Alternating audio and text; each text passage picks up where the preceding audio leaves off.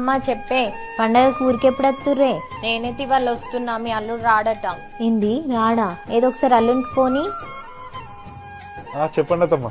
అల్లుడు గారు సంక్రాంతి పండగకి తప్పకుండా రావాలి ఇంటికి మీరు.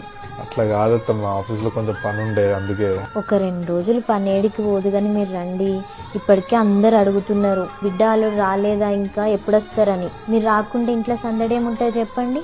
10 మంది ఫ్యాన్స్ ఉన్నారు మీకు ఇక్కడ. తప్పకుండా రావాలి మీరు, సరేనా? సరే అత్తమ్మ, వస్తా. మంచిది, మరి ఉంటా. అల్లునికి పని ఉందంటే ఎందుకే బలవంతం చేస్తావు? నీకేం తెలియదు, సప్పుడే కూకో. పండుగంటే ఉత్తి ముచ్చట్నా? ఎన్ని పనులుంటాయి. నేనేమో పిండి పిసుకల్నా, గారెలు వస్తున్నా, చుట్టుపక్కల వచ్చి సకినాలు చుడతారు, బిడ్డేమో అరిసెలు చేస్తారు, ఇక పొయ్యి దగ్గర వాళ్ళు ఉంటారు. అందుకే అల్లుని రమ్మన్నా.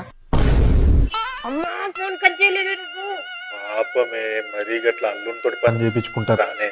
ఏమైతుంది, నువ్వు చెయ్యలే? ఇప్పుడంటే మోకాలు నొప్పులు వచ్చి కూర్చుంటలేవు గానీ ముందంతా పొయ్యిటి నీదేనాయే. అయినా అల్లునికి లేని బాధ నీకేంది? అట్లా పొయ్యి దగ్గర కూర్చొని గారెలు కాల్చుకుంటే ఏవో కుళ్ళు జోకులు ఎత్తాడు. వీళ్ళందరికీ కిలకిల నవ్వుకుంటా పని చేస్తారు. ఆయన మురిసిపోయి ఇంకో 4 గారెలు ఎక్కువ కాల్చుతాడు. కమీడియన్ అనే అయ్యో